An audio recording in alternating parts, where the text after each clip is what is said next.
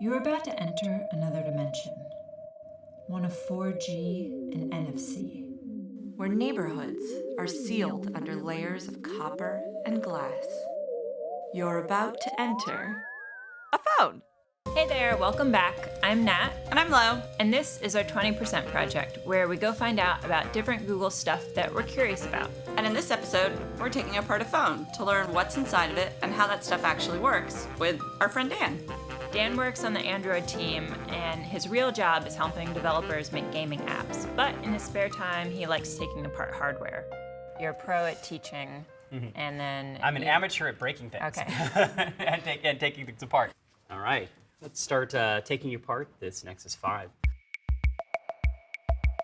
And so when you open up kind of any phone, will it look basically the same inside? It'll have similar components, and those components will be organized in similar ways. So you've got a display, cameras, microphones. There's a case, The battery, a SIM card slot, speakers, and a sensor that can tell whether or not a phone is near your face.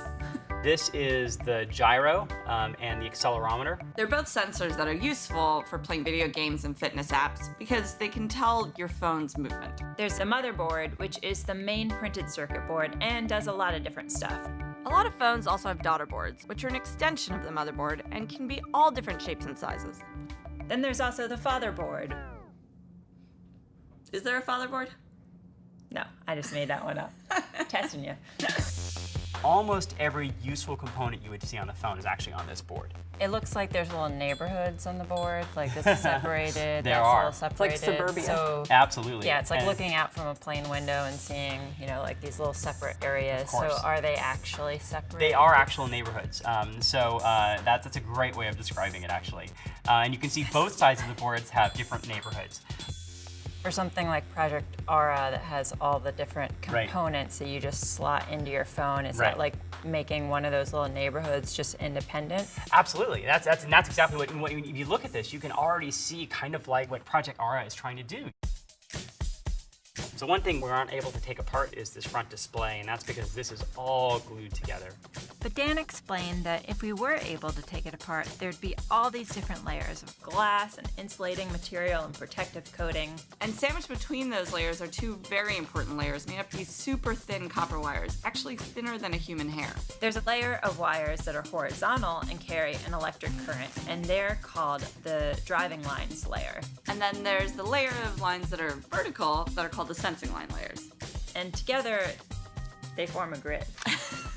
And this grid has an electric charge. So basically, when your fingers get close to the screen, because they're good conductors of electricity, they disrupt the grid's electric charge. And the processor picks up on that, and it plots it on an XY axis.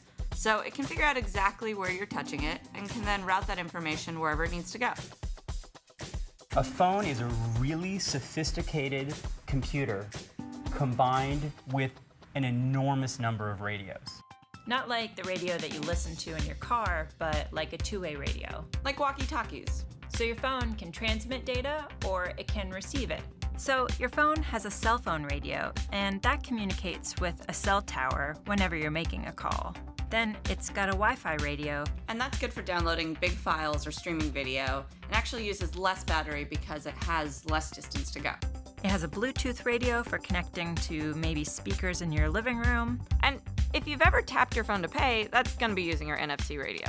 It stands for Near Field Communication. Because it can only travel like 1.5 inches in range. And last but not least, there's GPS, which of course is really useful for real-time mapping and in case you lose your phone. And all those radios actually make it pretty tricky and interesting to design phones because you can't have them interfering with each other, and they're all packed in there super close together. Dan, what are you doing? I'm putting it back together, of course. Well, How's it going? seeing if I can. It's going pretty well. So, yeah, just your average Friday. What's your prediction for phones in the future? This year, we're seeing a lot of cool stuff in terms of what we're doing with Project Cardboard and people using these phones as a basis for a virtual reality player. So you want to go and be somewhere else. You want to see Street View, but you want to see it in 3D. You can use this with a couple of lenses and a piece of cardboard to be there. And I think that's just scratching the surface of what we're going to see in terms of phone technology and how it can provide you that sensory experience. So what did you learn about phones from all of this? It's a lot more fun when you actually know what's inside the things you use every day. Yeah, it was interesting to learn how all these different things are laid out together. So there's probably as much, if not even more, design on the inside of the phone than there is on the outside. We wanted to thank you for taking the time to do this today. So you'll hang tight and I'll go get something. Since Dan broke apart a phone for us, as a thank you, we decided to give him something else to break apart. Did we get all of it? Ooh, that was good.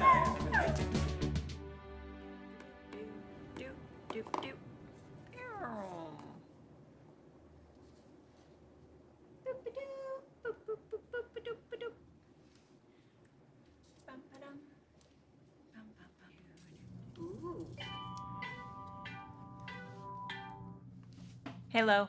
Oh, hey, Nat. So I think this is the end of the episode. So I was just picturing that we just like walk off camera now.